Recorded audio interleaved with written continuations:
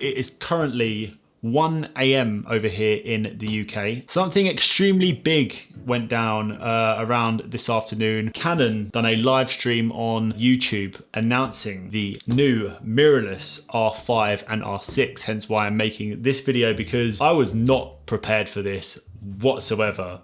In my mind, I was like, nah, they're not gonna match Sony. Like, they need to do something big. I heard rumors about the R5 and I thought, is it gonna live up to the rumors? And I mean, I'm considering switching this rate. Like, it's insane.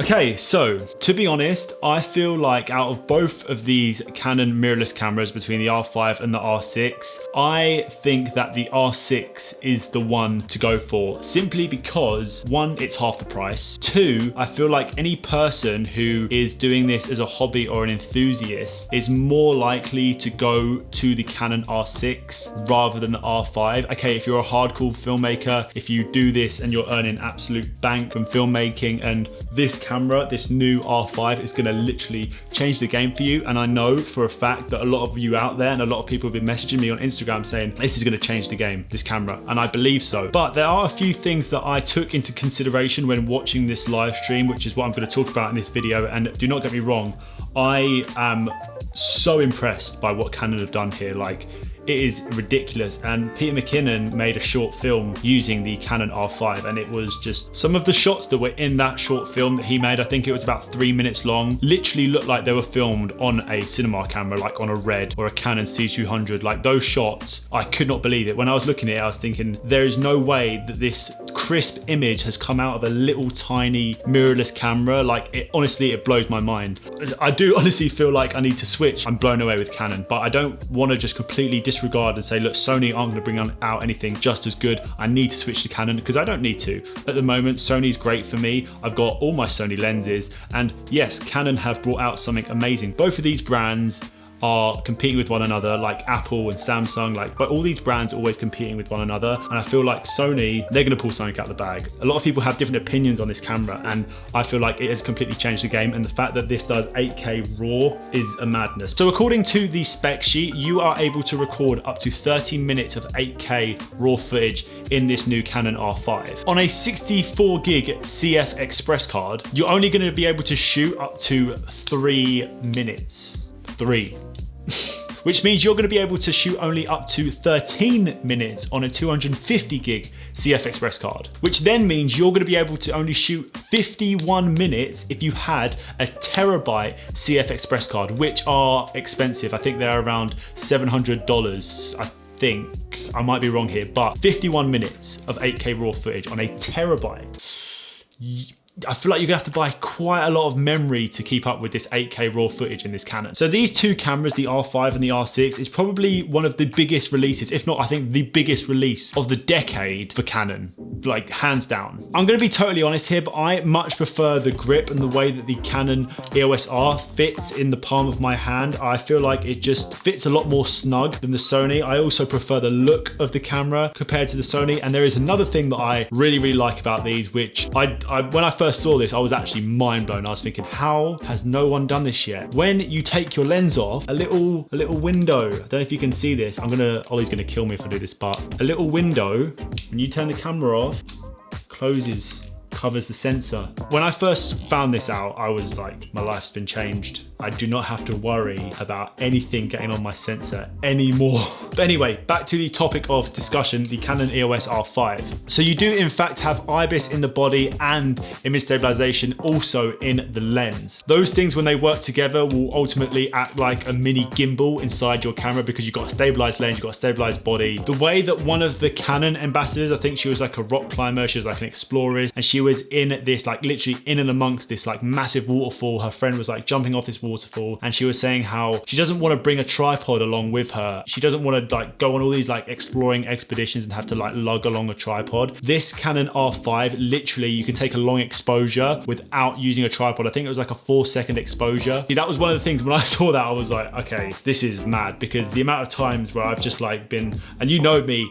I've just longed off a tripod and just like, nah, don't need a tripod. Honestly, it blew my mind. So I feel like the image stabilization in this R5, and especially when it comes to like putting that together with the RF lenses, is just gonna be, it literally changed the game. So when I saw the specifications of this camera and like saw the stats, I honestly, I was about to cry. Literally, it got to that point. So it does 8K raw C-Log. I'm just gonna leave that there. And it does 4K 120 all in autofocus. And another thing that I did really pick up on is there was a wildlife photographer, and he was saying how he got this picture of an eagle like swooping down this lake, and this camera managed to track the eagle literally from above the trees, tracked it through the trees, and then like down to the water, and he like took a photo of it like mid-flight, and he literally, this camera tracked the animal the entire way, and he took this picture and zoomed into it. Mate, it was crisper than Walker's crisp. Like it was mental. And I honestly, I don't understand how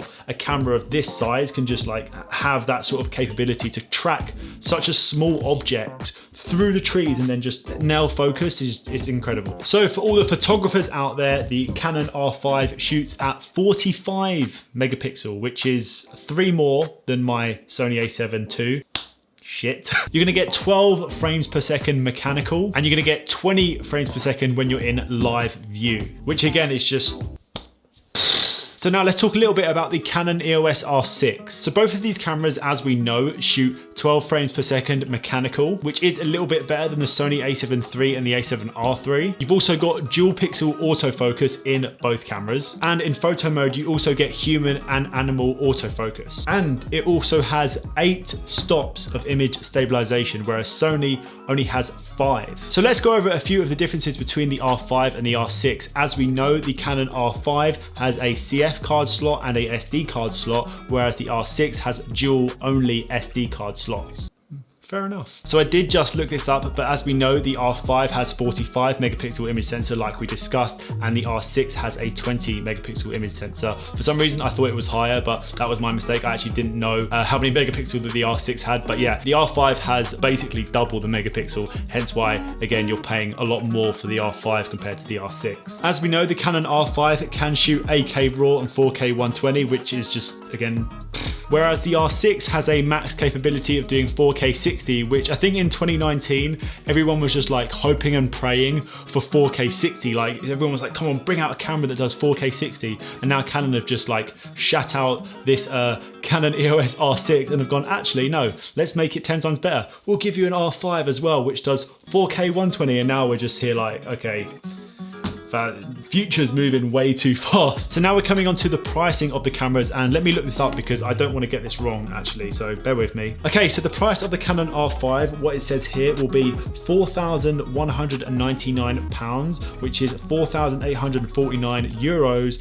which then adds to $3,899, and the release date will be set to July the 30th, 2020. So that's the big price on the Canon R5. Whereas the Canon R6 price, it says here, is going to be 2,400 and basically 2,500 pounds, which is 2,899 euros. That is $2,499. So it's basically half the price. So I believe there are only 3 reasons why you would want to buy the Canon R5. 8K RAW, or just 8K video in general. You want to shoot in 4K 120, which I presume a lot of you want that 4K 120 peng slow-mo, or you need a 45 megapixel sensor. That to me is the only way to justify getting the Canon R5. Whereas the Canon R6, you get 4K 60 frames per second video, you get 20 frames per second electronic, 12 frames per second mechanical, the dual SD cards, and the in-body image stabilization. So what other reason is there to buy the Canon R5? For the bare EVF, I'm not sure. That is why I'm asking you guys. Let me know what you think. Why would you buy